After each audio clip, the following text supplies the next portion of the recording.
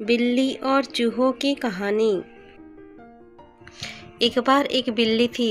वो बहुत ही चालाक और चौकस थी और उसकी इसी चालाकी और चौकसी को देखकर चूहे भी सावधान हो गए थे और अब चूहे बिल्ली के हाथ नहीं आ रहे थे। बिल्ली ने सोचा कि अब सारे चूहे सावधान हो चुके हैं और ये मेरी आहट को भी भांप लेते हैं। इस कारण मेरे भूखे मरने की नौबत आ गई है। अब मुझे कुछ न कुछ करना पड़ेगा ताकि मैं अपना पेट भर सकूं। इसलिए बिल्ली ने एक योजना बनाई और अपनी बुद्धि का उपयोग करके चूहों को पकड़ने की योजना लगाई। बिल्ली एक मेज पर उल्टी लटक गई और ऐसा प्रतीत करवाया कि जैसे वो गिरकर मर चुकी है। चूहे अपने बिलों में छुपे हुए बिल्ली को देख रहे थे लेकिन बाहर नहीं आए। बिल्ली कई देर तक उसी मेज पर उल्टी लटकी रही। धीरे धीरे चूहों को विश्वास होने लगा कि बिल्ली मर चुकी है और सारे चूहे जश्न मनाने के लिए बिलों से बाहर आ गए और नाचने लगे। बिल्ली अभी भी मेज पर उल्टी लटकी रही।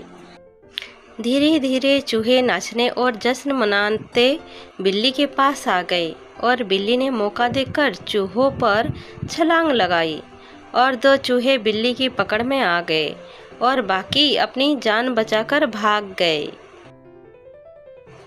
इस प्रकार बिल्ली ने अपनी बुद्धिमानी का प्रयोग कर अपना पेट भर लिया। लेकिन अब चूहे और ज़्यादा सावधान हो गए और बिल्ली की छोटी मोटी योजनाओं में नहीं फंस रहे थे। बिल्ली ने फिर एक बड़ी योजना बनाने की सोची और इस बार बिल्ली ने अपने पूरे शरीर को आटे से ढक लिया और सफ़ेद होकर लेट गई। चूहों ने उसे आटे का लुआ समझा और उसे खाने के लिए बिलों से बाहर निकलने लगे। लेकिन उन चूहों में से एक सबसे बूढ़ा चूहा बिल के गेट पर आया और वहीं बैठकर उस आटे के लुए को गौर से देखने लगा।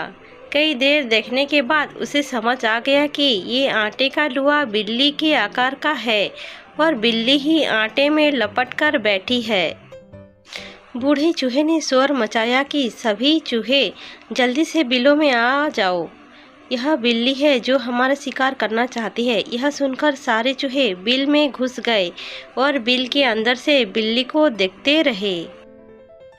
जब बहुत देर हो गई और कोई भी चूहा बिल्ली के पास नहीं आया तो बिल्ली थककर उठ गई और चली गई। इस प्रकार एक बूढ़े चूहे की बुद्धिमानी से चूहों की जान बच गई। चूहा बिल्ली की कहानी से हमें यह शिक्षा मिलता है कि बुद्धिमान खुद को दूसरी बार धोखे से बचा लेता है।